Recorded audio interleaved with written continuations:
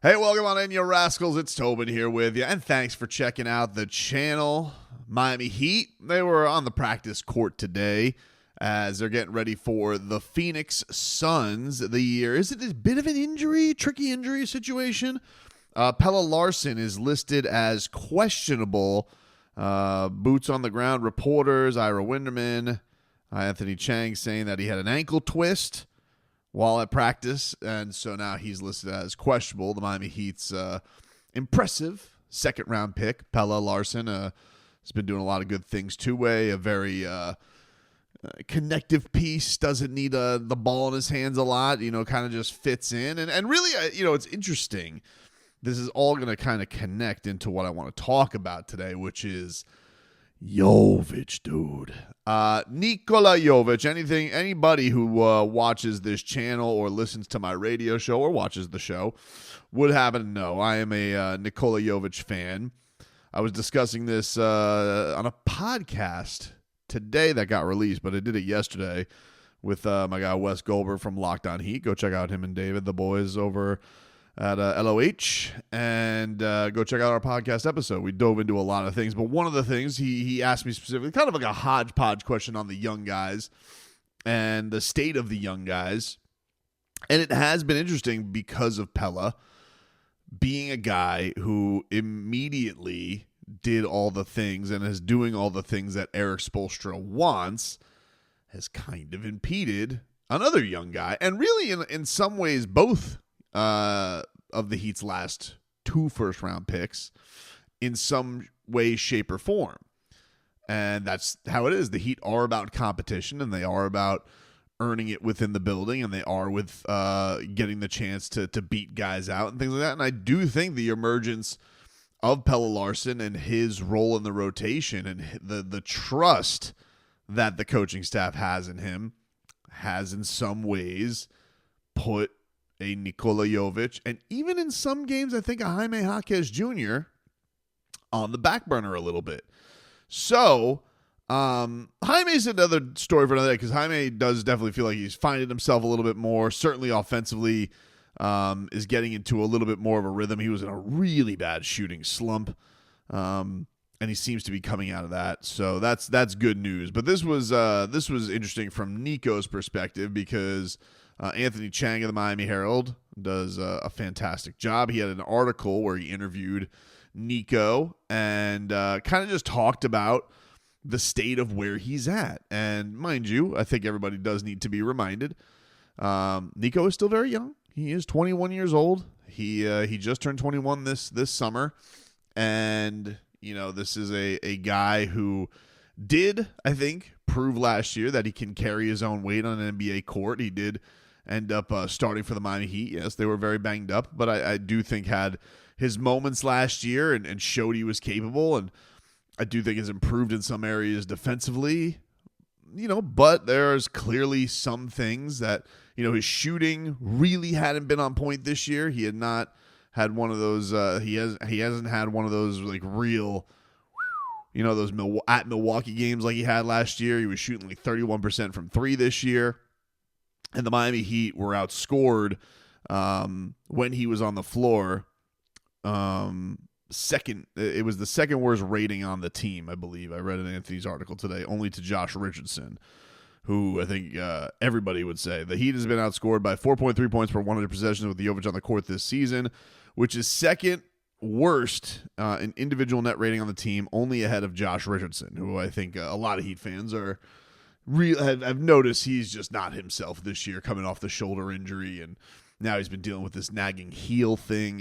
So he just hasn't been himself. But I really like Nikola Jovic. I've had an affinity for him since he's come on the Miami Heat.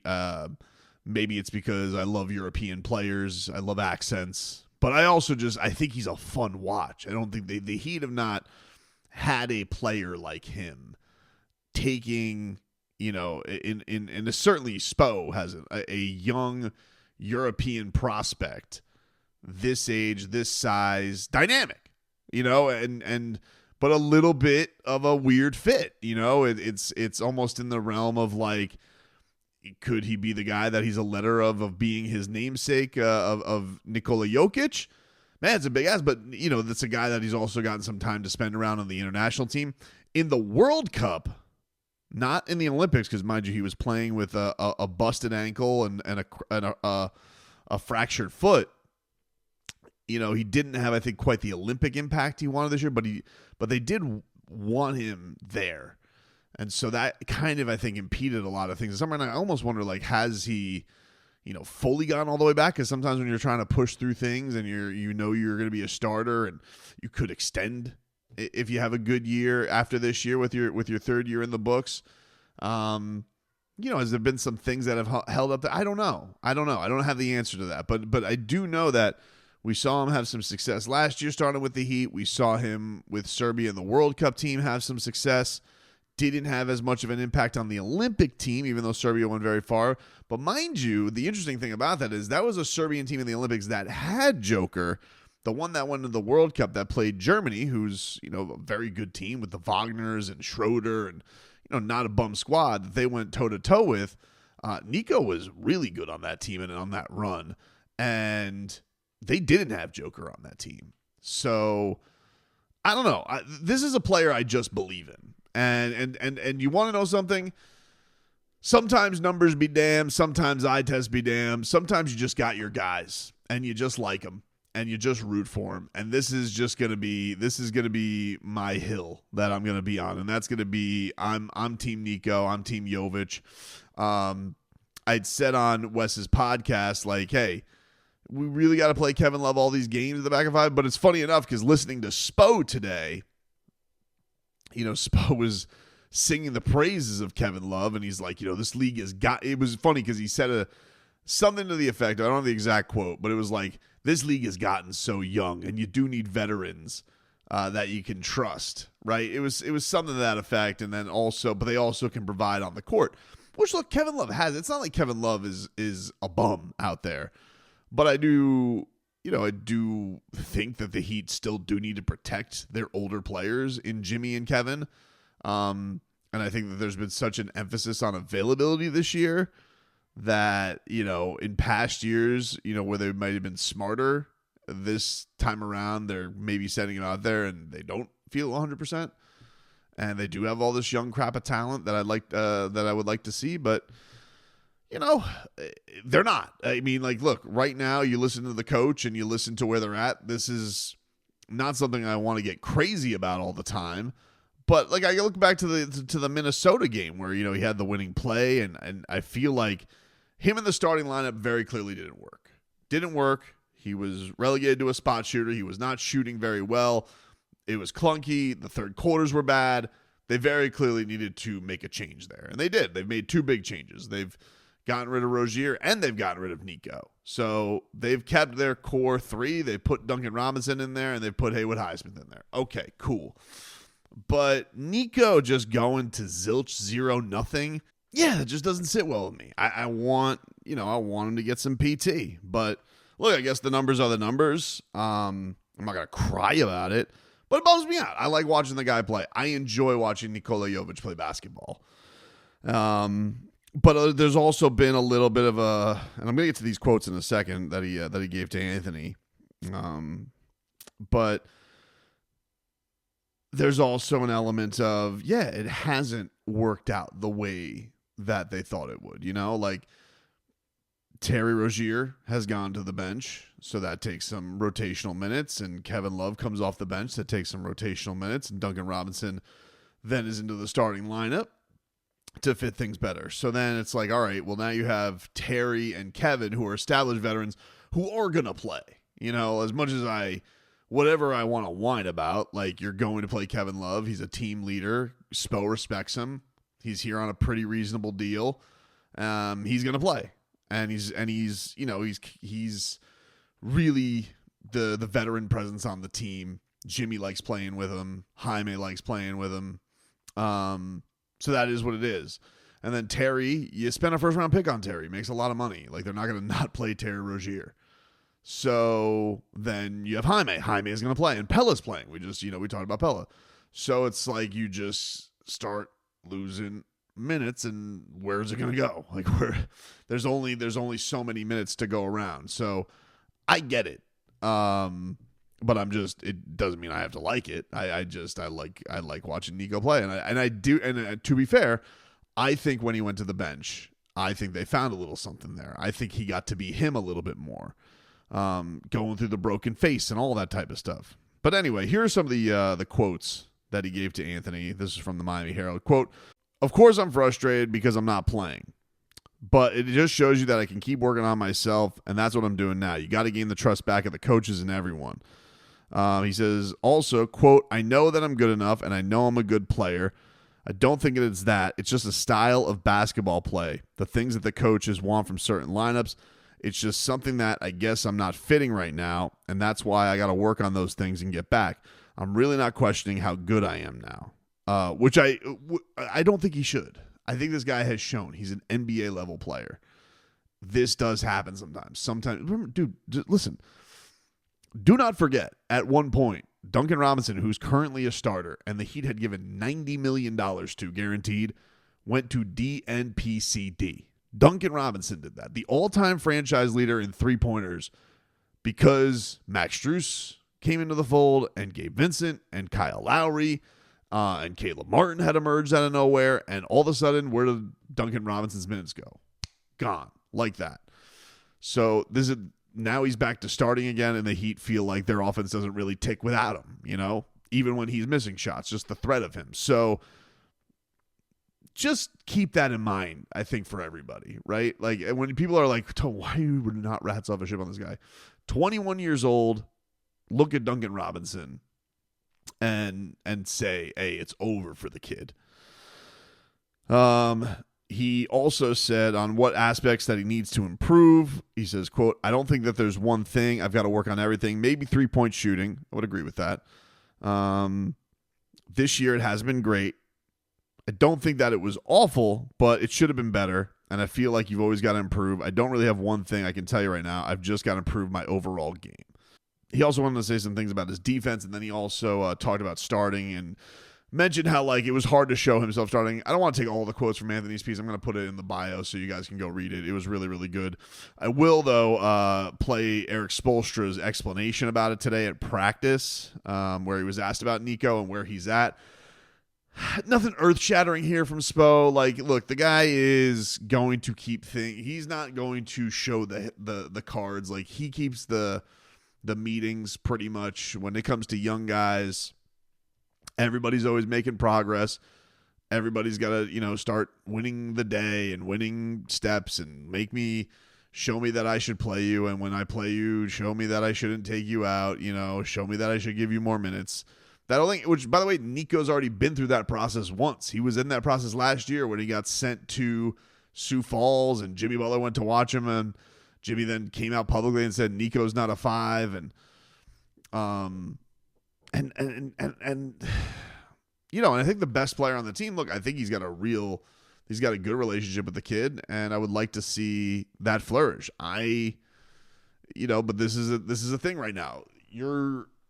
The Heat are at this crossroads with the roster where they have a lot of interesting pieces that people want to see.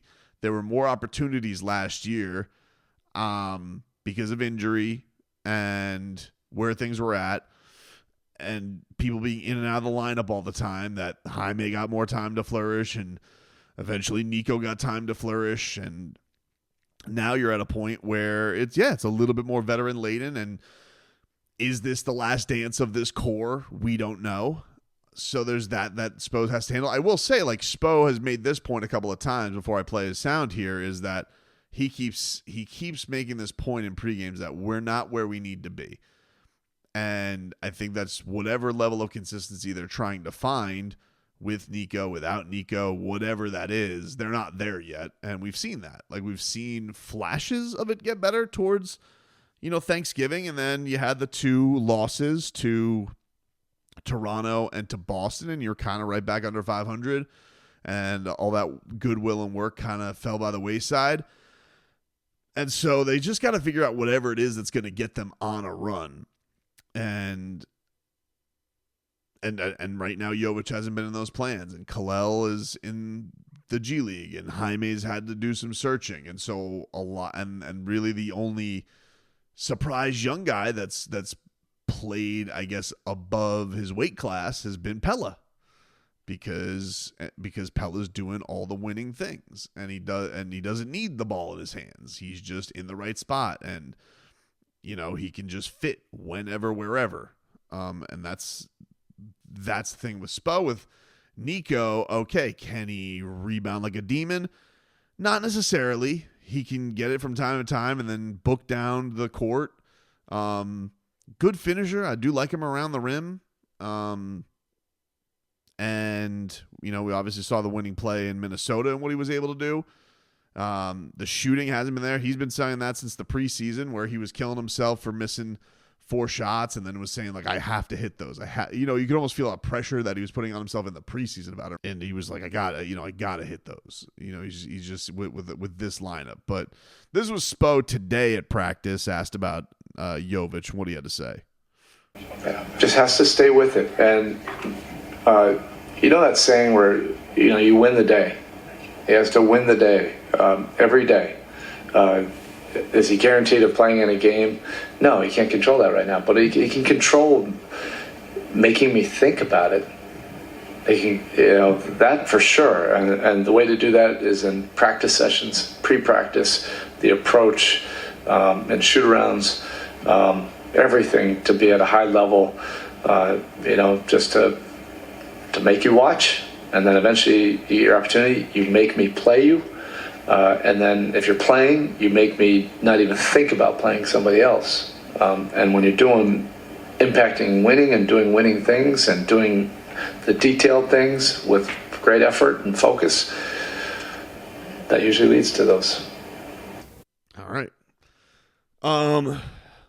And listen, classic Spo. Classic Spo. That's his philosophy. That's what he's going to roll with. Is there anything that he can really do right now that's going to present itself without somebody getting banged up? Hard to see it right now. He will have some practice time coming up, so there is that. I mean, because the NBA Cup is going to get rolling here, I believe the Heat just I don't know their schedule, but if I had to guess, looking at it right now, Miami has the back-to-back coming up. They'll definitely be off Monday, which will be the 9th, and then the 10th, 11th, they'll have a couple practices in. They'll play Toronto. They'll probably be off the 13th, and then the 14th, 15th, they'll probably get some practices in, and then they'll play. That'll be over, and then they'll probably practice the 18th, 19th. So they will get some practice time in, and maybe that will be, Niko's opportunity if it's not going to come in games. But for right now, he is seemingly out in the cold right now when it comes to Spo and any significant role. I don't really see it on the horizon right now. Without somebody getting dinged up, I don't know where that window opens for him. So he's just like last year, it took a bunch of people falling and getting hurt, and finally he got his opportunity to shine, and I think he ran with it, did a good job. He's just at the point where he's going to have to earn it again.